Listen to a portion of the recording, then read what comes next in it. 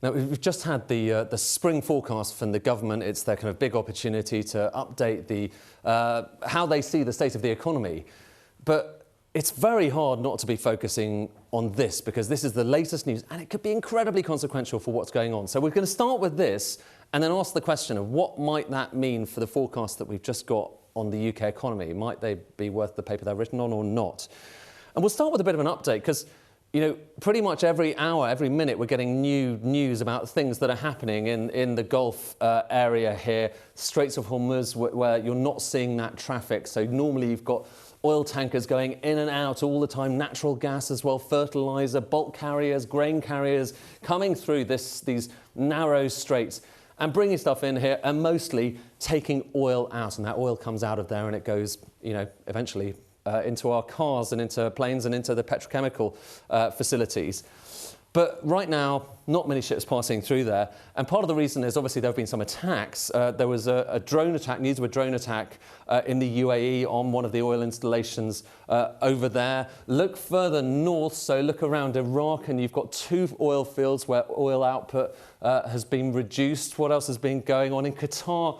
At Ras Laffan, which is their biggest gas production terminal, they're saying that they already paused production of liquefied natural gas, which is the big thing, but they're also pausing production of downstream products, which includes things like fertilizer. A lot of fertilizer made there in the Gulf and comes out to us. So, if you're thinking about food, if you're thinking about eating, that is very consequential as well. And it's worth just saying, not just that. In Saudi Arabia, there have been drone warnings at the Aramco HQ. So that's basically the core, the capital for their oil production. So things are happening and they're continuing to intensify. And part of the consequence of that is that some of these charts we've been showing you, and I've got a few here, the lines are still going up.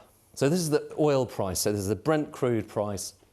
That is now through the $80 mark. A lot of people wondering, why didn't that go up quite as quickly as a lot of people had expected? Well, it hasn't gone up in a crazy way, but it certainly has gone up above $80 a barrel and might well be continuing to rise. We'll have to wait and see. But more dramatic still is what's happened to natural gas prices. And this is showing you, it's a chart we looked at just yesterday, but it's moved on since then. It's showing you natural gas prices and UK natural gas prices. So anything happening around the world can affect what's, the price that we end up paying.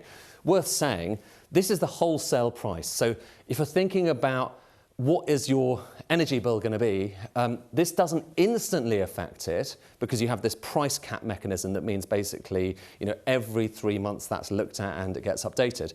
But this could affect what your bill is going to be towards the second half of this year. And if you just look at this line, over the past 2 days, it is up by 98%. Basically, it has doubled. That price has doubled. And you're probably wondering, how often does that happen? I'll show you in a second. But first of all, the saving grace here is that looks terrifically scary, doesn't it? If we take the same data and just run it back, not just the past year, because this is just the past year, price has been relatively flat, actually, this year by recent standards.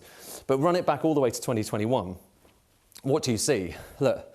That was that spike we were looking at a second ago, and it doesn't look quite so scary now, does it? Because, yes, it's the highest since late 2022, but it was nowhere near the peaks that we saw at the kind of height of the Ukraine war, or at least in the first 2 years of it.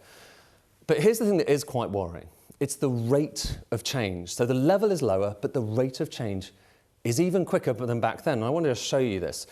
This is just the same data, so the price data, but just how much it changes on a kind of 2-day to 2-day basis. So over a given 48-hour period, it goes up and down and up and down and up and down and up and down. You can see it went up and down a lot during the first 2 years of the Ukraine war. But look at where we are now. Look at that line there. So that's that kind of 198% or so increase. And as it happens, that is the biggest 2-day increase in wholesale gas prices in the UK that we have ever seen, ever, going back to the data at least since the early kind of mid-90s, excuse me, which is when that data starts. We've never really seen anything like this at all. And actually, including the first 2 years of Ukraine war, it wasn't quite as bad as what we're going through at the moment. So that's the stark thing. And the concern here for the government is, well, we've just got their latest forecasts. How much can we actually rely on them? At the core of those forecasts is one thing where they say that inflation is kind of getting down towards 2%. But here's the thing, that's based on the assumption, this is their assumption on what's going to happen to gas prices in the coming years.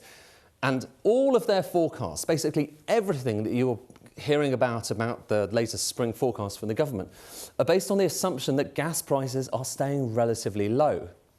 That's what's baked into the report. But now let me show you what's actually happened. That's where the gas price curve actually is, just in the last couple of days. Actually, it's the latest curve. And you can see it's like night and day, isn't it? In other words, the prevailing assumption, a key assumption behind the latest numbers we've got from the government is totally out of date. Not their fault, but that's just the way things go. The last few days have been crazy. And as a result, one of the key pieces of evidence of forecasting that the OBR have done in their report is inflation. And they say, look, actually, it's good news. Inflation is heading down towards 2%. It's going to be lower than they expected this year, 2.3%, and then 2% off into the forecast horizon.